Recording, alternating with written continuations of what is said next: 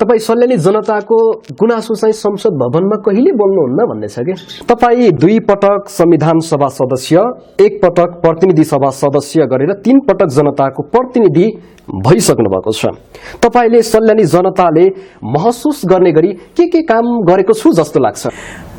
हामीले संविधान बनाएर नेपाली जनतालाई त्यो लामो समयदेखिको धोको पूरा गर्यौं। हिजोका ती नेताहरूको दिन त फेरिए, तर हाम्रो दिन चाहिँ जो आए पनि फेर्न सकेन है भन्ने छ के। त्यो दिशातिर त गइरहेको छैन। हिजोका दिनमा तपाईहरुले यो संसदीय व्यवस्था मान्दैनौ भनेर विद्रोह गर्नुभएको, अहिले संसदीय व्यवस्थामै हुनुहुन्छ। खासमा संसदीय व्यवस्था नै होइन।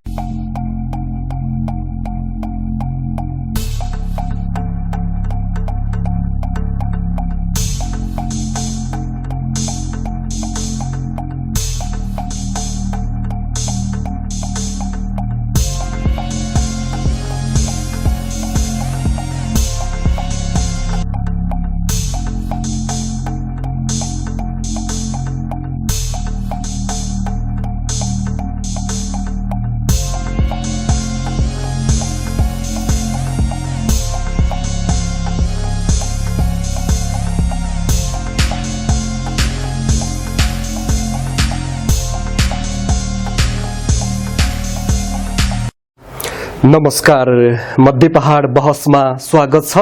क्यामेरामा प्रदीप मगरसँगै आवाजमा म कमल डागी। तपाई मध्य पहाड बहस हरेक हप्ताको 3 बार शनिबार, आइतबार र मंगलबार 6:30 देखि करिब 7 बजेसम्म रेडियो मध्य पहाड 88.2 मेगाहर्ज मार्फत र मध्य पहाड युट्युब च्यानल मार्फत तपाई हेर्न र सुन्न सक्नुहुन्छ। मध्य पहाड बहसमा हामीले जनताको आवाज, जनताको गुनासो शैलीमा सम्बन्धित व्यक्ति, सम्बन्धित निकायसँग प्रश्न राखेर त्यसको सवाल जवाब खोज्ने प्रयास गर्दछौं। यस्तै आज भने सवाल जवाब खोज्ने क्रममा हाम्रो साथमा हुनुहुन्छ सल्यान जिल्ला प्रतिनिधि सभा सदस्य एवं पूर्व सामान्य प्रशासन मन्त्री टेक बहादुर बस्नेत हुनुहुन्छ। उहाँसँग हामीले बहस अनि छलफल गर्नेछौं। स्वागत छ माननीय ज्यू, हजुरलाई कार्यक्रम मध्य पहाड बहसमा। धन्यवाद छ। तपाईलाई जनताको पहिलो प्रश्न रहेको छ। तपाईको पार्टी नेपाल कम्युनिस्ट पार्टी माओवादी केन्द्रले विस्तृत शान्ति सम्झौता गरिसकेपछि तपाई पहिलो पटक आफ्नो गृह जिल्ला सल्यानबाट सांसद बन्नुभयो र सल्यानबाट देशको राजधानी जाँदै गर्दाखेरि तपाईले सल्यान जिल्लालाई कस्तो बनाउँछु भनेर एउटा खालको योजना कोर्नु भएको थियो। ज्यादै महत्त्वपूर्ण प्रश्न सोध्नुभयो। यहाँका निम्ति प्रश्नका निम्ति यहाँलाई धन्यवाद। पहिलो कुरा, स्वभावैले जनताको प्रतिनिधि भएर गाउँबाट शहरमा जाँदाखेरि केही अलि नयाँ अनुभूति हुनु स्वाभाविक थियो। तैपनि यहाँले चाहिँ प्रश्न के सोधिहाल्नुभयो त भन्दाखेरि जनताको प्रतिनिधि भएर जाँदै गर्दाखेरि के सोचिरहनु भएको थियो।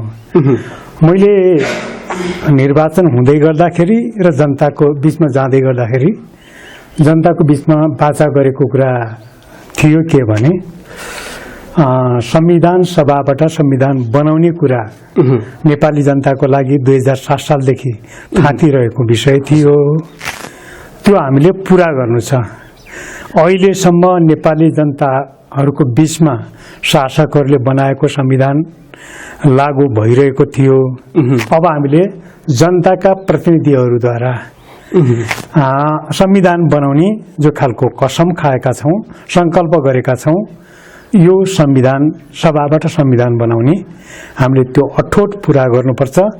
त्यो जनतालाई जुन खालको चाहिँ एउटा प्रतिबद्धता गरिएको छ, त्यो पहिलो प्रतिबद्धता पूरा गर्नुपर्छ भन्ने सोच्दै र कल्पना गर्दै म गाउँबाट राजधानी पुगेको हुँ। तर सल्यानी जनताको लागि यो गर्छु भनेर एउटा खालको योजना त कोर्नु भएको थियो होला नि?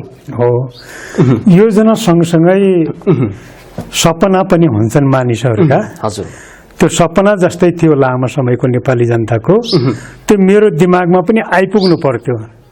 नेपाली जनताको दिमागमा मात्रै आएर पुग्दैन थियो कि सबै जनताको समकेन्द्रित अभिव्यक्तिको रूपमा यहाँका सल्यानी जनताले सबैले चाहिँ पठाएका थिए।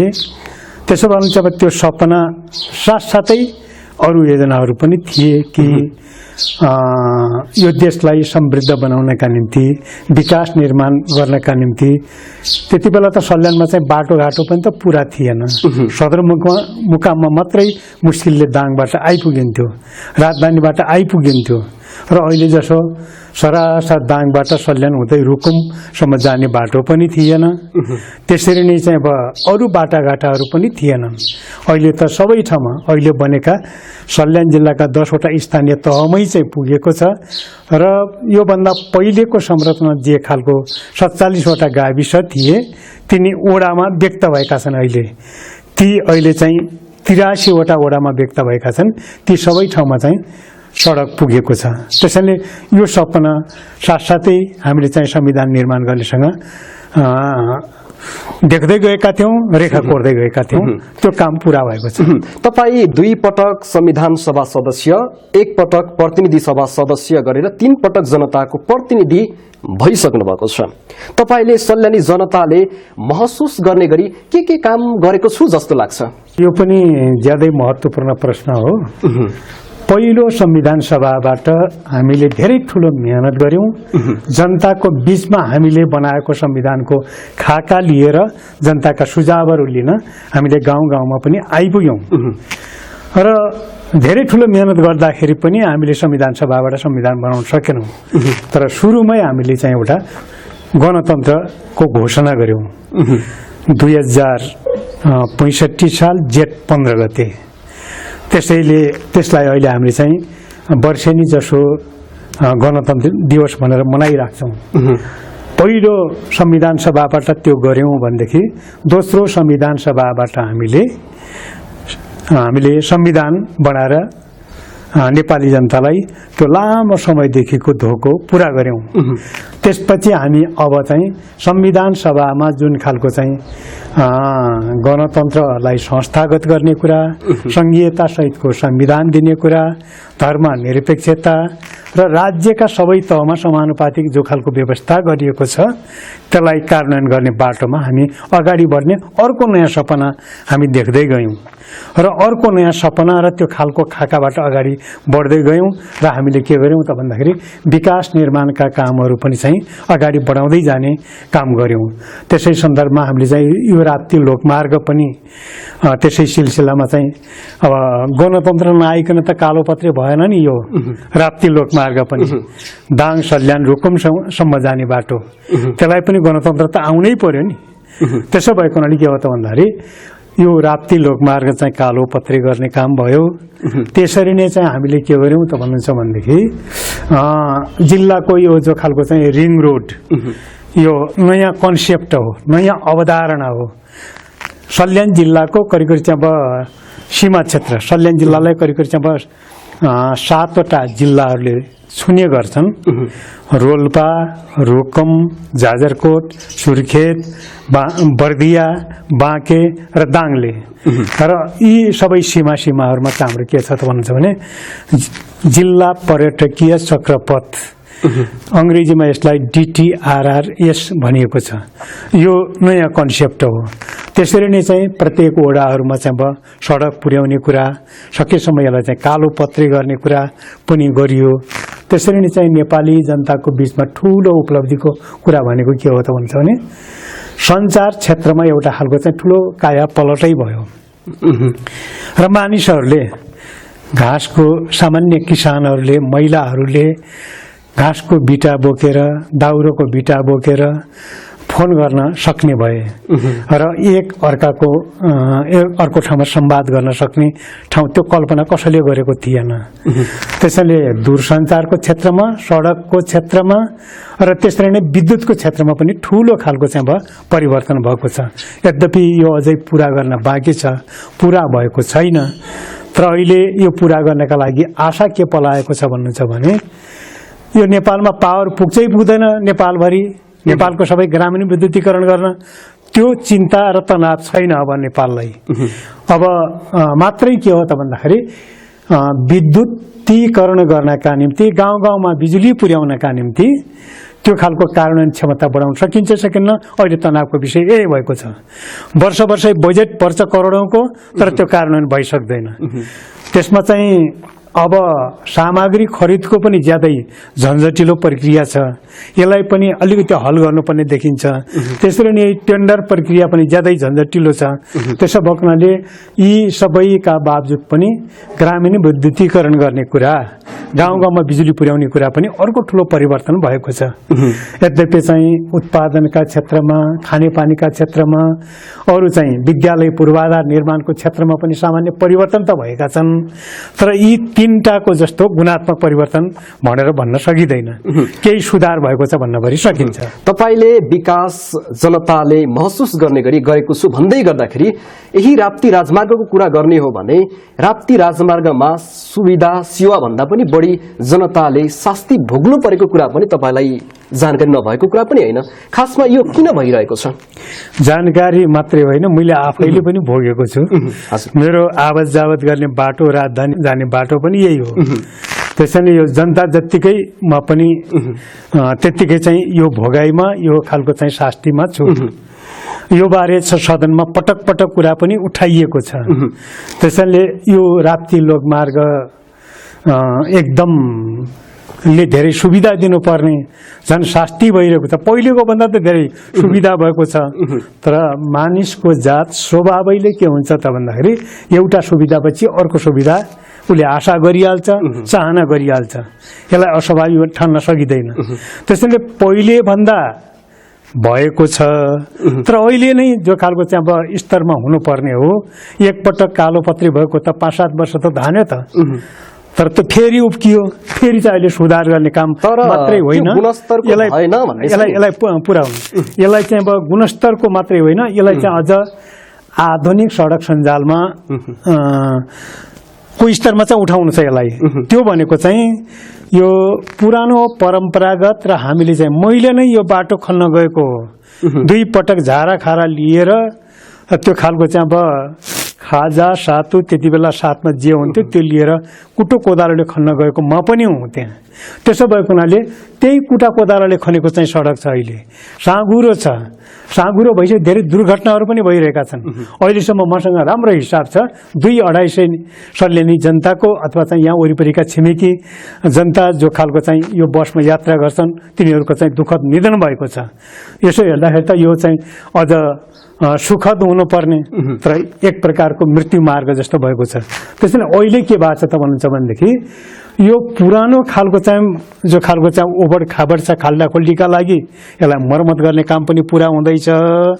त्यसरी नै दाङबाट सल्यान कपुरकोट हुँदै रुकुम मुसिकोटसम्म चाहिँ आधुनिक सडक सञ्जालमा लैजानका निम्ति त्यो खालको चौडा बनाउने काम, 2 लेनको सडक बनाउने काम पनि हुँदैछ। त्यो खालको बजेटिङको व्यवस्था भइरहेको छ, कार्यान्वयन भइरहेको छ, अझ बजेट थप गर्नुपर्ने भएको छ।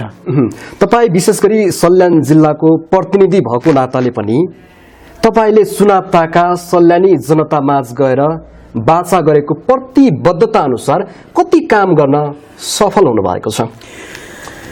यो कुरा मैले चाहिँ अब जवाब त दिइसके जस्तो लाग्छ। यही प्रश्नको चाहिँ ठोस उत्तर दिनु पर्दाखेरि ठ्याक्कै कति पर्सेन्ट जति गरे जस्तो लाग्छ? मैले चाहिँ लगभग 70% चाहिँ पुरा गरेको अनुभूति भएको छ।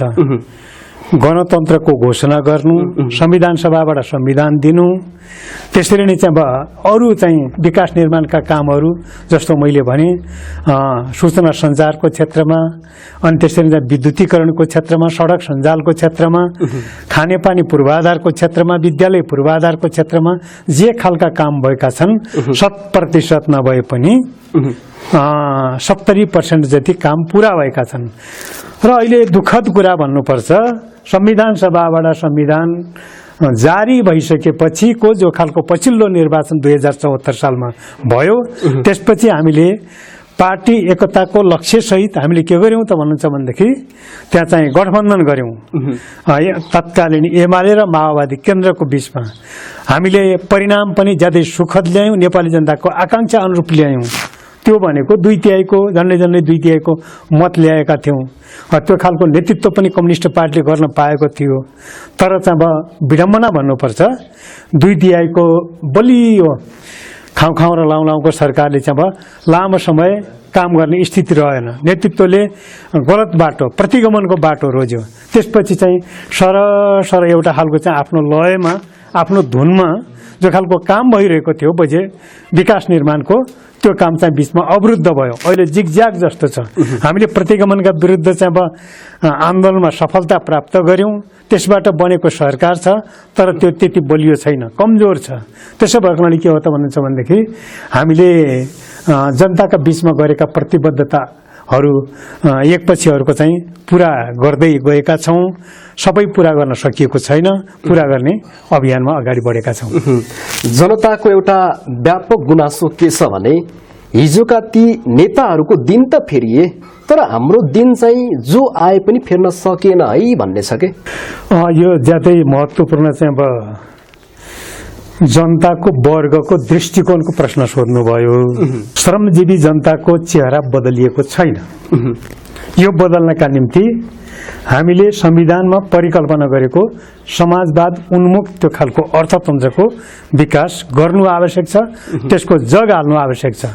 अहिले पनि नेपालको बनेको संविधान मन नपराउने र त्यो संविधानलाई यो वा त्यो रूपमा चाहिँ खारेज गर्न चाहने, हटाउन चाहने, अपदस्थ गर्न चाहने त्यो खालका कोसिसहरू भइरहेका छन् बाह्य हस्तक्षेपबाट। र नेपाली जनताका बीचमा चाहिँ राजनीतिक रूपमा प्रतिनिधित्व गर्ने कतिपय चाहिँ राजनीतिक पार्टीहरूको पनि यसलाई चाहिँ कायम राख्ने, यसलाई बचाउने, यसलाई अगाडि बढाउने छैन कि यसलाई हटाउनेतिरै छ।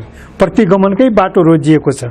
त्यसो भएकोले के हो त भन्नुहुन्छ भनेदेखि यहाँले सोधेको प्रश्न अनुसार मैले चाहिँ अब केही जनताका चेहराहरू बदल्न बाँकी छ, नेताहरूको जीवन स्तर उठेको जस्तो अनि भएको छ। मैले आफ्नो व्यक्तिगत उदाहरण दिएर मात्रै पनि हुँदैन, मेरो आफ्नो ठाउँमा छ, म आफ्नो ठाउँमा ठिकै पनि हुँला, तर पनि के हो त भन्दाखेरि साला खाला र सबैतिर चाहिँ हेर्दाखेरि चाहिँ नेताहरूको स्तर अलिकति चाहिँ अस्वाभाविक ढङ्गले तपाईहरु कम्युनिस्ट भएको कारणले पनि जनताहरूले हजुरहरूबाट धेरै आश गर्नुभएको थियो, तर तपाईको पार्टी चाहिँ ठिक उल्टो दिशातिर गयो। उल्टो दिशातिर त गइरहेको छैन। यो कुरामा चाहिँ दाबी गर्न चाहन्छु कि हर चीज उल्टो दिशातिर अगाडि बढिरहनका निम्ति अग्रगामी चेतनाको आवश्यकता पर्दछ। त्यो खालको नयाँ विचार र दृष्टिकोणको आवश्यकता पर्छ। नयाँ खालको राजनैतिक कार्यदिशाको आवश्यकता पर्छ। त्यसको नेतृत्व समकालीन नेपालको राजनैतिक इतिहासमा नेकपा माओवादीले त्यसको प्रतिनिधित्व गर्दछ, यो वर्गको प्रतिनिधित्व गर्छ। त्यसो भएको हुनाले अहिले त्यो उल्टो दिशा पकडेको छैन कि सुल्टो दिशा पकड्नका निम्ति हामीले यो व्यवस्था बचाउनु पर्छ। जनताको वर्गले, जनताका प्रतिनिधिहरूले ल्याएको यो व्यवस्था हो, यो संविधान हो, यो बचाउनु पनि हामीले चाहिँ के हो त भन्नुहुन्छ भनेदेखि जनताको वर्गको व्यवस्था बचाउने भने त सुल्टो दिशा होला नि। त्यो कोसिस बरु कुन पार्टीले गरेको छ, कुन पार्टीले गरेको छैन, यसको हिसाब किताब बरु चाहिँ केही अलि छुट्याउने विश्लेषण गर्नेमा कमी रहेको अवश्य होला।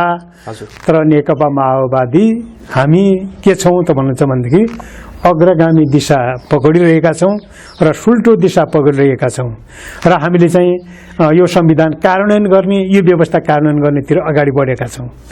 त्यसो भने गाउँ गाउँमा जुन खालको एउटा सिंहदरबार आइपुगेको छ, जनताले चाहिँ घर दैलोमै आफ्नो खालको सेवा सुविधा त प्राप्त गरेको छ नि, तर यति हुँदाहुँदै पनि जनताको सबै चेहरा बदलिसक्यो, जनताको त्यो खालको वर्ग स्तर उठिसक्यो भन्ने दाबी भएर मैले गर्न अहिले नै सक्दिनँ। जनताको गुनासो कसरी भइदियो भने हिजो तपाईहरु जनयुद्ध गर्दै गर्दाखेरि समाजवाद हुँदै साम्यवादसम्म पुग्ने नारा बोक्नु भएको थियो र त्यही भएर पनि जनयुद्धमा प्राय नेपालीहरु होमिनु भएको थियो। तर तपाईहरु समाजवाद हुँदै साम्यवाद जानु त कहाँ छ कहाँ, तर पुँजीवाद लम्कदै गर्दाखेरि त उल्टो दिशा जनताले भन्नु ठिक हैन र भनेको। पुँजीवादका विरुद्ध समाजवादले संघर्ष गरिरहेको छ। अहिलेको नेपाली समाजको अन्तर्विरोध नै यही हो कि समाजवाद भनेको अग्रगामी एउटा खालको चाहिँ चेतना सहितको त्यो खालको कार्यदिशा हो भने पुँजीपति वर्गले आफ्नो खालको व्यवस्था कायम राख्न, बचाइराख्न त उनीहरूले पनि त बल गरिरहेका छन्।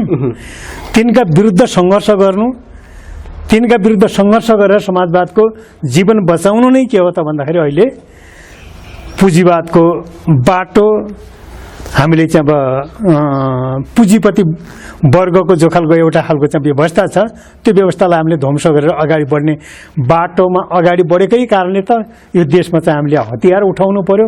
हतियार उठाएर हामीले चाहिँ अब न त्यो एउटा ठुलो खालको चाहिँ दबाब दिएर मात्रै संविधान सभाबाट संविधान बन्या हो नि, नत्र नेपाली काङ्ग्रेसले उठाएको होइन यो संविधान सभाको कुरा, कम्युनिस्टहरूले वामपन्थीहरूले उठाएका होइनन् आजभन्दा करिब 50-60 वर्ष अगाडि। तर त्यो चाहिँ कार्यान्वयनमा त आएन नि, हतियारै उठाउनु पर्यो। त्यसैले अहिले गणतन्त्र आइसकेपछि मान्छेहरूलाई के लाग्न सक्छ त भन्दा सजिलै गणतन्त्र आइसक्यो क्या हो भन्ने लाग्न सक्छ। त्यति बेला गणतन्त्र ल्याउने भन्ने कुरा, गणतन्त्रको कुरा उठाउने भन्ने कुरा यो भित्ताले, यो कुइनाले भित्ता फोर्ने जस्तो बराबरको थियो। त्यहाँ दरबार अहिले राज दरबार पहिलेको जो थियो त्यहाँ अहिले राष्ट्रिय सङ्ग्रहालय बनेको छ। त्यहाँ अगाडि जाँदाखेरि चाहिँ जनता कसरी जानु पर्थ्यो, पछाडि हट्दाखेरि कसरी पछि हट्नु पर्थ्यो, त्यो नेपाली जनतालाई राम्रो हेक्का छ नि। त्यसो भएकोले के हो त भन्नुहुन्छ भनेदेखि पुँजीवादका विरुद्धको सङ्घर्ष यो समाजवाद हो। त्यसरी यो यात्रा अविराम छ, यो प्रति प्रतिबद्ध छौँ। त्यसैले चाहिँ साम्यवाद र समाजवादप्रति हामी डगमगाएको कुरा होइन। एउटा गुनासो के छ भने तपाईको पार्टीले नै जनपक्षीय काम गर्छ, जनताको आवाज बोल्छ भनेर पत्याउने आधार के छन् भनेर भन्ने गर्नुहुन्छ, के छ त्यस्तो? अब पहिलो कुरा यो पार्टीले आफ्नो हतियार उठायो र लक्ष्यमा नपुगिन्जेलसम्म अहिलेसम्म चाहिँ अविराम यो हतियार उठाइरहेको छ। हतियार भन्नाले त्यो विशुद्ध भौतिक वस्तु, बन्दुक, एसएलआर, राइफल मात्रै हुँदैन। हतियार भनेको विचारको हतियार, त्यो राजनैतिक कार्यदिशाको हतियार, जनतालाई चेतना जागृत गर्ने हतियार, यी सबै हतियारहरू अझै मजबुतै बनाइराखेका छ। केही ठाउँहरूमा चाहिँ अपुग र अपूर्ण पक्षहरू होलान्। त्यसो भएकोले के हो त भन्नुहुन्छ भनेदेखि माओवादी केन्द्र त्यस्तो आशा र भरोसाको केन्द्रबिन्दु हो जो यो राष्ट्रको स्वाधीनता बचाउनका निम्ति, यो श्रमजीवी वर्गको आफ्नो खालको स्वाभिमान बचाउनका निम्ति यो जस्तो पार्टी चाहिँ अरू पार्टीहरू छैनन्। अरू पार्टीहरू विशुद्ध संसदीय व्यवस्था, विशुद्ध चुनावी प्रतिस्पर्धाको व्यवस्था, चुनावी प्रतिस्पर्धाले मात्रै त हामीलाई कहाँ लैजान्छ त भन्नुहुन्छ भनेदेखि अब किनबेच, सरकार ढाल्ने र सरकार बनाउने, यहीमा 5 वर्षको कार्यकाल बिताउनेतिर मात्रै चाहिँ जाने खालका राजनीतिक पार्टीहरू छन्। त्यसो भएकोले के हो त भन्नुहुन्छ भनेदेखि हाम्रो पार्टी त्योबाट अलग छ। भन्नुको मतलब त्यो पनि गर्नु परेकै छ जनताको कम्युनिस्टहरु जुट्ने भन्दा तर पनि के हो त भन्नुहुन्छ बढी गर्नुहुन्छ नि। हजुर, कम्युनिस्टहरु जुट्ने भन्दा फुट्ने बढी गर्नुहुन्छ। यो अवस्थामा जनताले कसरी पत्याउने भन्ने प्रश्न पनि छ नि।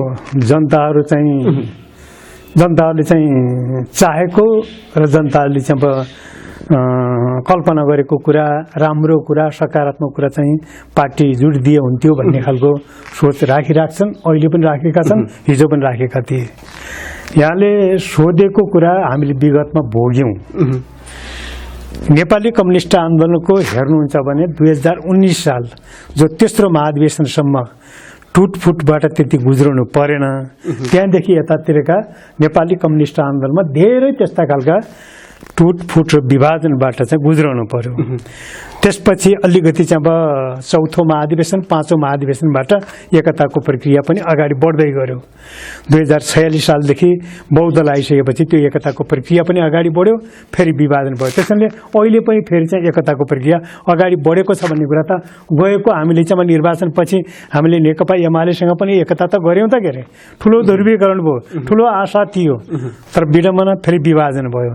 त्यसो भने के हो त भन्दाखेरि अहिले पनि फेरि चाहिँ नयाँ ध्रुवीकरणका साथ अगाडि बढ्दैछ। हामी पूर्व माओवादीहरूको मात्रै होइन, नेपालका कम्युनिस्टहरू, वामपन्थीहरू सबै एक हुन् भन्ने चाहन्छन् नेपाली जनताहरूले। त्यो सपना पूरा गर्न चाहन्छौँ हामी।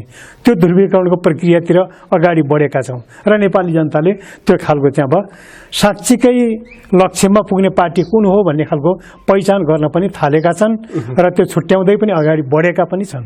घाइते अपाङ्गहरूको एउटा गुनासो के छ भने अहिले चाहिँ माओवादी केन्द्रले पनि सत्ताको बागडोर नसम्हालेको होइन, यो भन्दा अगाडि पनि बेला बखत सत्ताको बागडोर सम्हालेकै हो। तर पनि हामीले चाहिँ त्यहाँसम्म पुर्यायौं, तर हामी घाइते अपाङ्ग शहीद परिवारहरूलाई बिर्सियो भन्ने छ के पार्टीले? के हो, बिर्सेकै हो तपाईहरुले? बिर्सेकै त होइन, तर अलिकति त्यस्तो अनुभूति हुने कुरा स्वाभाविक जस्तो भएको छ। हामी लगभग चाहिँ 5-6 पटक चाहिँ अब सरकारमा गयौं, ल 2 पटक 3 पटक त हामीले नेतृत्व गर्ने अवसर पनि प्राप्त गर्यौं। तैपनि यो अहिलेको राज्य संयन्त्रमा नोकरशाही पुँजीवाद, नोकरशाही संयन्त्र अझै बाँकी नै छ। त्यसका विरुद्धको सङ्घर्ष अझै हामीले चाहिँ पेचिलो ढङ्गले चाहिँ लैजानै आवश्यक छ। त्यसैले त्यो नहुँदाखेरि हामीले चाहिँ केही कामहरू आफ्नो ठाउँबाट पनि गर्न सकेनौं भन्ने कुरा सोझो र सिधा हुन्छ। त्यसैले अहिले पछिल्लो पटक त्यो महसुस गरिसकेपछि हामीले घाइते अपाङ्गहरूको लागि अहिले चाहिँ अब त्यो खालको जीवन निर्वाहको भत्ता अलि व्यवस्थित गर्न थालेका छौं। यो पछिल्लो पटकसम्म चाहिँ फार्महरू भर्ने काम पनि भइरहेको छ। तपाईले योभन्दा अगाडि जति चाहिँ प्रश्न अलिकति यो तपाईले भनेको गुनासो आउँथ्यो नि, अहिले पातलो भएको छ, अलिक कम भएको छ, अलिक केही भएको महसुस भएको छ। त्यसैले त्योभन्दा अगाडि अलिक केही कमी भएकै कुरा हो। त्यसैले अहिले शहीद परिवारलाई पनि त्यो खालको चाहिँ अब मासिक रूपमा चाहिँ दिने, पहिला राहत चाहिँ 5-5 लाख रुपियाँ दिने काम भयो, त्यतिले मात्रै सम्मान त हुँदैन थियो। त्यसैले ठाउँ ठाउँमा शहीद गेटहरू बनेका छन्, स्तम्भहरू बनेका छन्, पार्कहरू बनेका छन् उहाँहरूको सम्मानका लागि। अनि त्यो लक्ष्यमा पुर्याउनका निम्ति हामीले चाहिँ अब दैनिक जसो चाहिँ शहीद परिवारलाई त्यो खालको चाहिँ अब राहत दिनका निम्ति मासिक रूपमा त्यो खालको व्यवस्था अहिलेको अर्थमन्त्री माननीय जनार्दन शर्माले धेरै राम्रो मसिना कामहरू चाहिँ गर्दै आउनु भएको छ। त्यसैले चाहिँ घाइते अपाङ्गहरूको बारे पनि पहिलेको तुलनामा धेरै सुधार गरेर हामीले सम्बोधन गर्ने काम गरेका छौं। घाइते अपाङ्गहरूलाई त्यो अनुभूति हुने कुरा स्वाभाविक जस्तो लाग्छ मलाई। हिजोका दिनमा तपाईहरुले यो संसदीय व्यवस्था मान्दैनौ भनेर विद्रोह गर्नुभएको, अहिले संसदीय व्यवस्थामै हुनुहुन्छ। खासमा संसदीय व्यवस्था नै होइन, यो सुधार हामीले सुधार गर्न चाहन्छौं। तर हिजोका घाइते अपाङ्गहरूले त त्यही भन्नुहुन्छ नि, सबै घाइते अपाङ्गहरूले त त्यस्तो भन्नुहुन्न। अलिकति चाहिँ एकाध खालका कोही प्रतिनिधिहरूलाई लिएर यहाँले चाहिँ अब त्यसलाई यहाँ चाहिँ सोध्न खोज्नुभयो भने त्यो सही कुरा ठहर्दैन। तर कुरा कस्तो हो त भन्दाखेरि हामी यसलाई सुधार गर्न चाहन्छौं। हामी के होइन त भन्दाखेरि सरकार गिराउ र सरकार बनाएको यो विशुद्ध चाहिँ अब घिनलाग्दो फोहोरी संसदीय व्यवस्थालाई हामीले अलि सुधार गर्न चाहन्छौं। त्यो चाहिँ यो संविधान सभाबाट बनेको संविधानमा अलि नयाँ ढङ्गले उठ्नका निम्ति यसले आह्वान पनि गरेको छ। त्यसलाई कसरी समात्ने भन्ने कुरा हो, कसरी आत्मसात गर्ने भन्ने कुरा हो। त्यसैले के हो त भन्छ भनेदेखि माओवादीले एक ढङ्गले आत्मसात गरेको छ, अरू पुराना अलि संसदीय राजनीतिक गतिविधिबाट त्यो खालको अभ्यस्त भएका पार्टीहरूले त्यो ढङ्गले आत्मसात गर्नु, उतैतिर तान्न खोज्नु स्वाभाविक कुरा हो नि। त्यसैले हामीले हामीतिर तान्न खोज्छौं, उनीहरूले उतातिर तान्न खोज्छन्, अन्तर यहीँनिर परेको हो। त्यसैले यहीँनिर चाहिँ भइरहेको रसाकसी तानातानीलाई विशुद्ध संसदीय व्यवस्थामा गएर चुल्लोमा डुबिहाल्यो भन्ने खालको आरोप लगाउनु त्यति युक्तिसङ्गत नहोला। सल्यानी जनताको एउटा आम गुनासो पनि के छ भने तपाईँ सल्यानी जनताको गुनासो चाहिँ संसद भवनमा कहिले बोल्नुहुन्न भन्ने छ कि? खासमा यो कुरा साँचो कुरा होइन, नभएर बोलेको हो कि बोल्दै नचाहेर नबोलेको होइन? बोल्न नचाहेर होइन, जनताको प्रतिनिधि भइसकेपछि त्यहाँ बोल्नुपर्छ। अब त्यहाँ चाहिँ अब जनताका चाहिँ कति कुरा पुग्यो कति पुगेनन् त्यो समीक्षा गर्न अथवा त्यो खालको चाहिँ गुनासो गर्न जनताले पाउने भए त्यो पुगेन भने, तर बोल्दै नपर्यो बोलेको भन्ने कुरा त साँचो कुरा होइन। तर कमै मात्रामा बोल्नुहुन्छ बोले पनि भन्ने छ। अब यो कममा भन्ने आए त अघिल्लोको त कुरा त झुटो भइहाल्यो नि। त्यसैले बोल्दै बोल्नुहुन्न भन्ने कुरा र कम बोल्ने कुरा चाहिँ त्यसलाई बढाउने कुरा स्वाभाविक भइहाल्यो।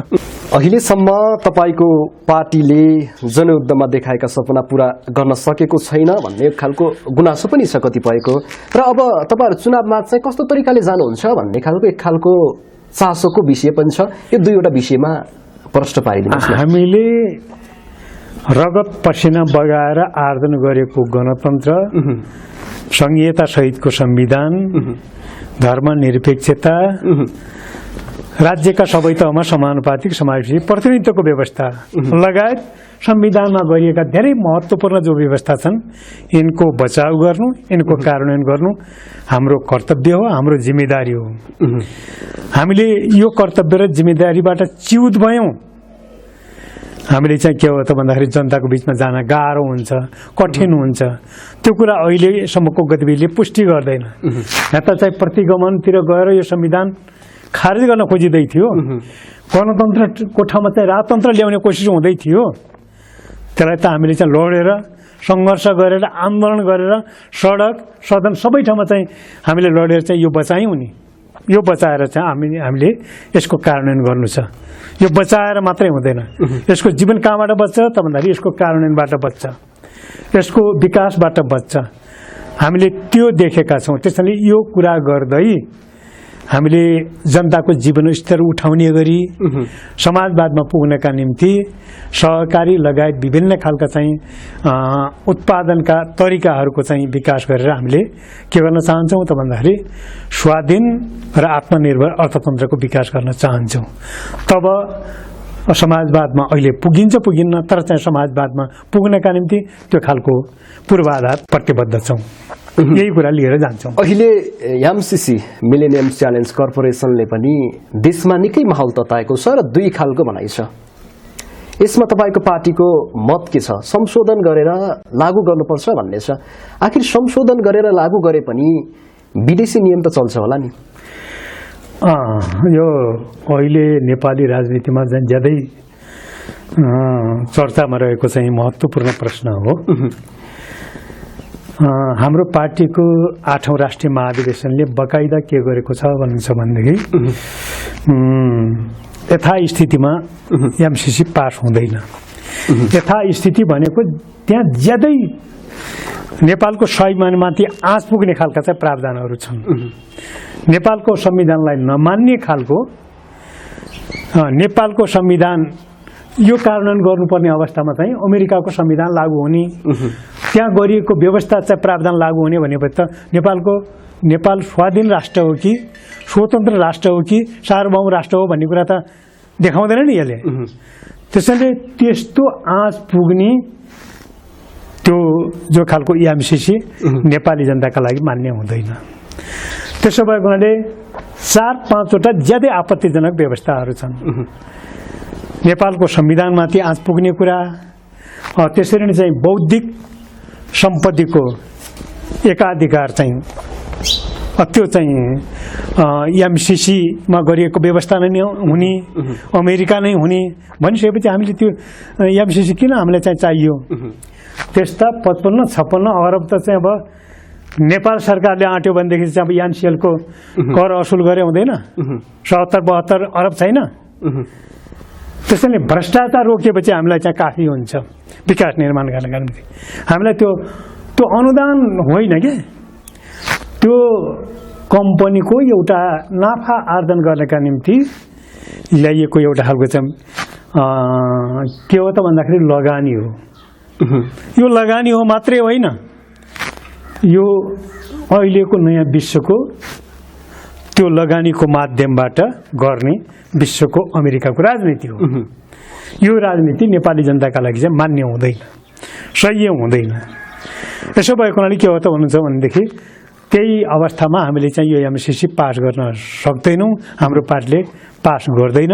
यो हाम्रो पार्टीको राष्ट्रिय महाधिवेशनबाट प्रष्ट रूपमा भनिएको छ।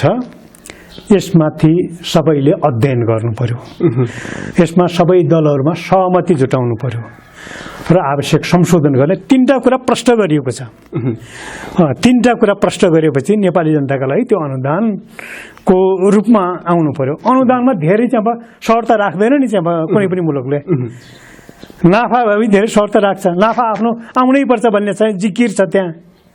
त्यहाँले अनुदान भनिसकेपछि त केही न्यूनतम शर्तहरू राखेर त्यो देशलाई त्यो ठाउँलाई दिइने खालको चाहिँ अब त्यो खालको दान हो त्यो। त्यसैले त्यो दानको रूपमा छैन। यो जसरी भ्रमित गर्न खोजिँदैछ केही राजनीतिक पार्टीहरूबाट, त्यो भ्रम हो। त्यो भ्रमबाट नेपाली जनता प्रष्ट भइसकेका छन्। यो चिरफार गर्दै अगाडि बढ्छ, त्यसो भएकोले एमसीसी यथास्थितिमा पास हुँदैन। नेपाल कम्युनिस्ट पार्टी माओवादी केन्द्रभित्र पनि दुई धार छ यो विषयमा भन्ने छ र संशोधन गर्न चाहिँ नमानिरहेको अवस्था छ भन्ने पनि छ र तपाईहरुलाई पास गर्नलाई दबाब दिइरहेको पनि छ भन्ने कुरा आएको छ। यो विषयमा खास के छ? दबाब त आउने कुरा भइहाल्यो, स्वाभाविक कुराकानी भइहाल्यो, तर त्यो दबाब भन्दा हामीलाई चाहिँ अर्को दबाब, नेपाली जनताको दबाब प्यारो लाग्छ। त्यसो भने चाहिँ अब यो संशोधन गर्न मान्ने नमान्ने कुरा उसको कुरा हो। नमानेपछि उसले आफ्नो त्यो खालको परियोजना लैजान सक्छ फिर्ता।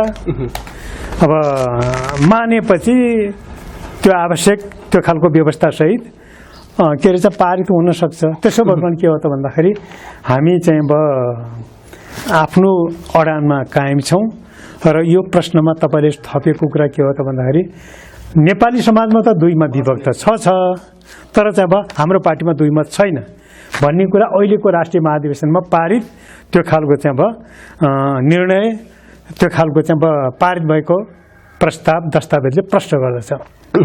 अब चुनाव पनि नजिक आउँदैछ र चुनावमा तपाईको पार्टीको भूमिका कस्तो हुन्छ र तपाईको भूमिका सल्यान जिल्लामा कस्तो हुन्छ भन्ने पनि छ, आम नागरिकको चासो छ। यो विषयमा बताइदिनुहोस् न। हामीले संविधान सभाबाट संविधान बनाइसकेपछि 2/3 सरकार ल्यायौँ, तर त्यो भोग्यौँ। अब त्यो भोगाइबाट ठुलो शिक्षा लिएर हामी चाहिँ अब सबभन्दा सशक्त खालको चाहिँ अब समाजवाद प्रति प्रतिबद्ध सरकार बनाउँछौँ हामी र यो संविधान कार्यान्वयन गर्ने खालको चाहिँ अब सरकार बनाउँछौँ, बलियो सरकार बनाउँछौँ र त्यो बनाउनेमै मेरो चाहिँ के हुन्छ त भन्नुहुन्छ भनेदेखि जनता बीचको चाहिँ अब समग्रमा त्यो प्रतिबद्धता हुन्छ र अहिलेसम्म चाहिँ हामी आफ्नो ठाउँमा अडानमा चाहिँ अब छौँ भन्ने कुरा नै हुन्छ। त्यो आफ्नो ठाउँमा प्रतिबद्ध रहने नेपाली जनतालाई अपिल गर्ने कुरा पनि हाम्रो हुन्छ। त्यसैले अहिलेसम्मको भोगाइबाट नेपाली समाजमा समाजवादमा पुग्नका निम्ति नयाँ खाका के हुन सक्छ? त्यो गठबन्धनबाट अगाडि बढेर अथवा हाम्रो पार्टीको छुट्टै धारणाबाट सकेसम्म चाहिँ हामीले चाहिँ यो प्रतिगमनका विरुद्ध लड्ने जो खालको एउटा गठबन्धन बनाएका थियौँ, त्यो गठबन्धनलाई चुनावसम्म लैजाने र अझ परसम्म लैजाने गर्न हाम्रो यो खालको तयारी रहेको हुनाले यही गठबन्धनले बनाएको वर्कआउटबाट त्यो खालको खाकाबाट हामी अगाडि बढ्छौँ। हामी कार्यक्रमको अन्त्यतिर पनि छौँ। मैले केही सोध्न छुटाएका कुरा र केही हजुरलाई भनौँ लागेको त्यस्तो छ भने बताउन सक्नुहुन्छ? नै, मैले धेरै ठाउँबाट अरू मिडियाहरूबाट पनि धेरै कुराहरू गइसकेका छन्। तपाईँले सोधेका धेरै महत्त्वपूर्ण प्रश्नहरू चाहिँ गएका छन्। त्यसैले आगामी दिनमा फेरि पनि भेटौँला, संवाद गरौँला, कुरा गरौँला। त्यसैले अहिले धेरै छुट्टे जस्तो लाग्दैन, हामी अब बिदा लिउँ जस्तो लाग्छ। महत्त्वपूर्ण समय र विचारको लागि हजुरलाई धेरै धेरै धन्यवाद। धन्यवाद छ। उहाँ हुनुहुन्थ्यो सल्यान जिल्ला प्रतिनिधि सभा सदस्य एवं पूर्व सामान्य प्रशासन मन्त्री टेक बहादुर बस्नेत हुनुहुन्थ्यो। उहाँसँग हामीले समग्र विषयमा बहस अनि छलफल गर्यौं। आदरणीय दर्शकबिन, मध्य पहाड बहसको लागि छुट्याइएको समय सकिसकेको छ। क्यामेराबाट प्रदीप मगरसँगै म कमल डागी पनि बिदा हुन्छु। नमस्कार।